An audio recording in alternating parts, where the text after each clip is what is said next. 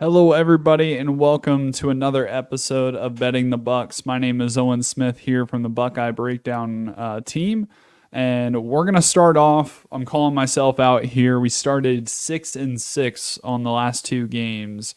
I was a little less aggressive last week, but still, of course, had some losers on those aggressive picks, like an Ohio State defensive touchdown, which did not happen against Michigan State, even though I thought we were close with that Denzel interception. But I'm back with another 6 picks, hoping to break even, maybe get into the green a little bit this week against Iowa, and then a lot of matchups, of course, throughout the rest of the season. What do they say? You got to be like 55%, 57% is like a good gambler, hoping that we can get to that level. So let's go and start off here with another first quarter total over 9.5 points. Now, this has been a theme across the last few episodes. I have bet this every week. The first week, I think it was 13.5 or 12.5, something like that. And then last week it was 10.5. So it did not hit last week, but it did hit the week before. I'll say this is a little riskier, but I do like that it's at that 9.5 point threshold there. So you don't need 2 touchdowns. You can give up a field goal if you're the Buckeyes on the first drive. You can kick a field goal and then come back and quickly score a touchdown if you get a big stop in that first quarter. I am expecting a little bit of a slow start in the first quarter, so kind of counteract, going against myself a little here. But I do like this because, again, it adds the flexibility of, drive, field goal, drive, touchdown, and it's over there. And it doesn't matter who necessarily puts that up. So I do like this number more than anything here. I'm going to keep riding the first quarter totals for the Buckeyes. Getting into the second pick of the week, I am leaning into Carnell Tate over 37.5 receiving yards. Now, the reason why the sexy pick is to go after Jeremiah Smith or is to go after Emeka Egbuka, and that's what Iowa's defense is going to do. Now, clearly, I trust Emeka, I trust JJ to take care of their business. I didn't necessarily love their lines, but, there's a lot of magic that can happen. But again, with that magic comes that attention. And I think it's easy for Carnell to catch get a 40-yard reception, like pretty easy. And if not, like he's going to play a little longer than those guys. I just like this number. Iowa has a couple of good cornerbacks, but they don't have 3 good cornerbacks necessarily, or 3, people capable of guarding these guys.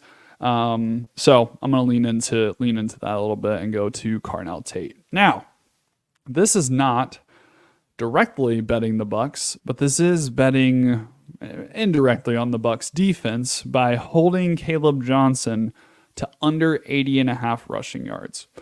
Now, Caleb Johnson, one of the best running backs in the nation so far this year.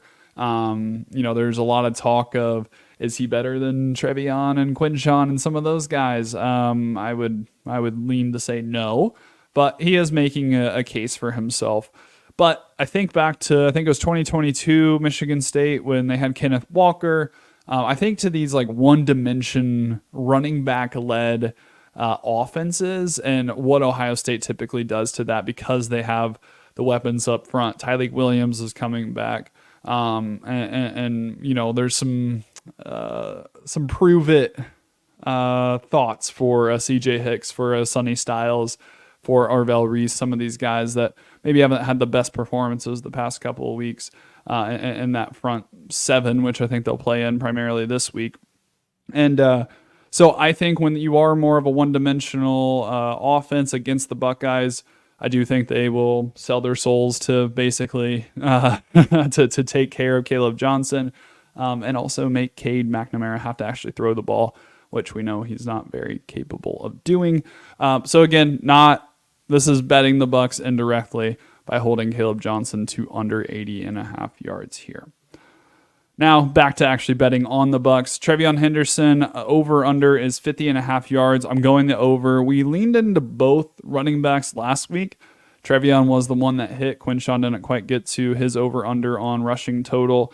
The stats are there, right? I know Iowa is a different defense, going to be the toughest defense that they've faced so far. but Trevion is averaging 8.9 yards per carry and is averaging 69 per game. This is something that he can rip off in a drive, right? Like when it's one of the Trevion drives, this is something that they can get going. Ohio State's not one-dimensional. They have a lot of moving pieces. You got to keep your eyes on the wide receivers. Got to keep your eyes on the running back. You can't completely sell out on one specific thing. And so I'm leaning into that here with Trevion over 50.5 rushing yards. Now, let's go to the man himself, Will Howard. Another rushing touchdown I have set up here for Mr. Will Howard. He had one last week, and I think the week before, the game before at least, I believe he had him in both of those. He's at least had two.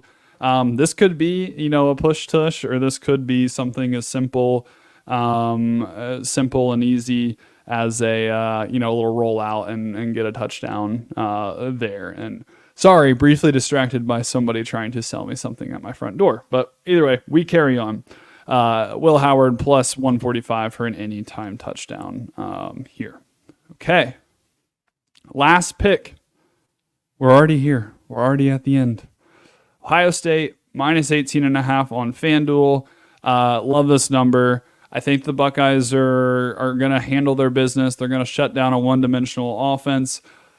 Iowa has a good defense, but let's put it into perspective when you are playing the Buckeyes and how multi-dimensional this offense is and what Chip Kelly is doing. I think it is a little difficult, right? Because you do have Oregon the next week, so you don't want to, put out everything. I think there's a lot of people predicting that it'll be kind of a first half and then rest the starters get ready for Eugene the next week.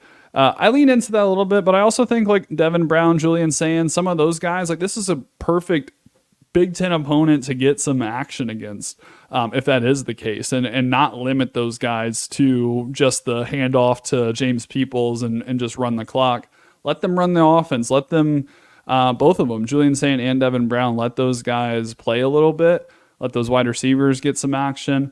And I think ultimately the defense, same thing, a lot of things to prove, a lot of turnover happening in the next year. So want to make sure that we're staying on top of things and able to close out this game and cover the spread here. I have the Buckeyes winning. I think it was 35-10. So a 25-point victory, which would easily cover the spread here. So we will be back in 2 weeks. I will not be having a live episode for the Oregon game. That will go out on Twitter. At least the picks will. We'll be back to recap all of the picks and move forward to, I guess it'll be a couple of weeks from now with the bye week after Oregon. So thank you guys for tuning in. Make sure you tune in Monday night, 8:15 here on the Buckeye Breakdown YouTube. When we live stream and do a live reaction to the win, hopefully, here against Iowa. So thank you all, and we'll see you next time.